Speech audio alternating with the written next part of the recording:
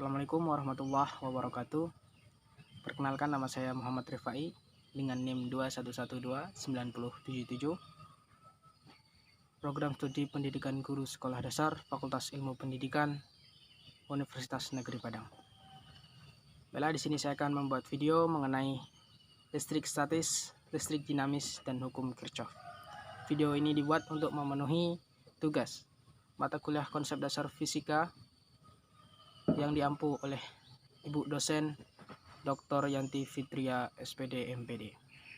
Pertama, mengenai listrik statis.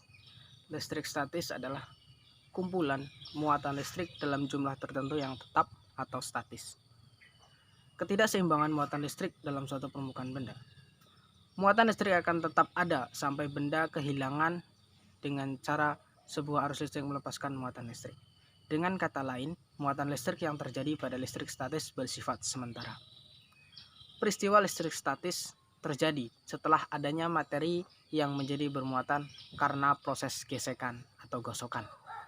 Gesekan atau gosokan antara dua materi akan membuat elektron dari atom materi satu berpindah ke atom materi yang lain, sehingga materi tersebut menjadi bermuatan.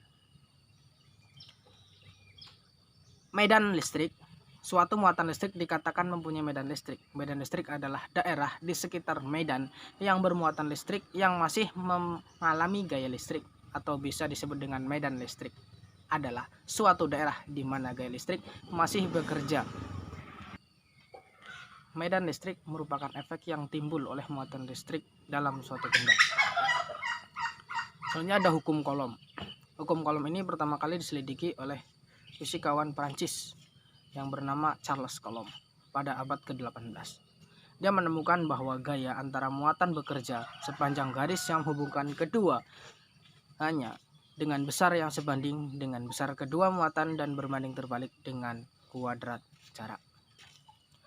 Bunyi hukum Coulomb ialah dua muatan yang didekatkan akan bekerja gaya tarik menarik dan gaya tolak yang sebesarnya sebanding dengan perkalian kedua muatannya dan berbanding terbalik dengan kuadrat jaraknya.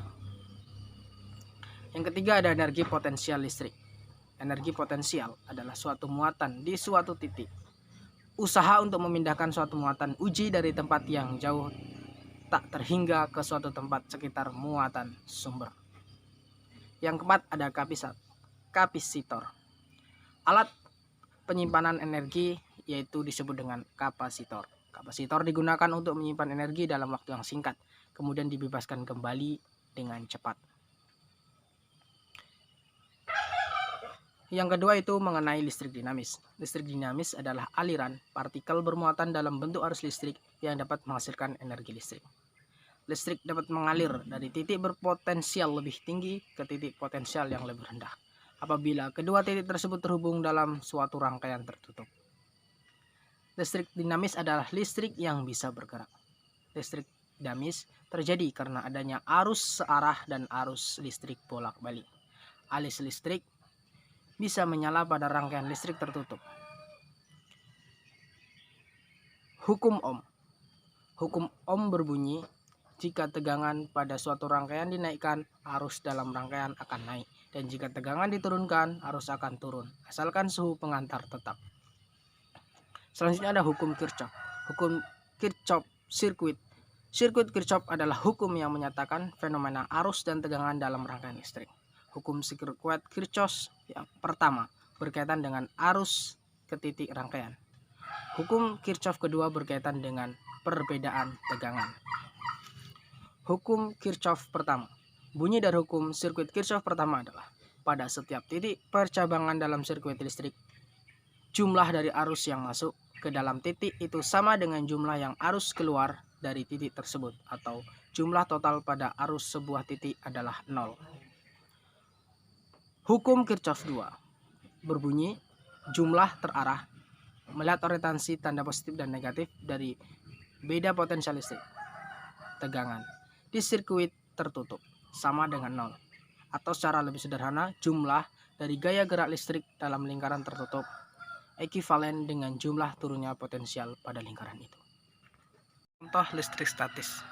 Contoh listrik statis diantaranya adalah gesekan antara sisir dengan rambut, maka rambut akan tertarik mengikuti arah sisir. Yang kedua, gesekan antara kain wol dengan penggaris, maka di sini akan terjadinya listrik statis. Yang kedua, contoh listrik dinamis. Contoh listrik dinamis ini adalah listrik yang bergerak. Jadi contohnya adalah pada batu baterai.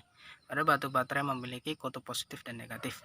Apabila batu baterai ini disambungkan dengan kabel lalu disalurkan kepada lampu, maka lampu akan menyala. Ini membuktikan bahwa elektron bergerak.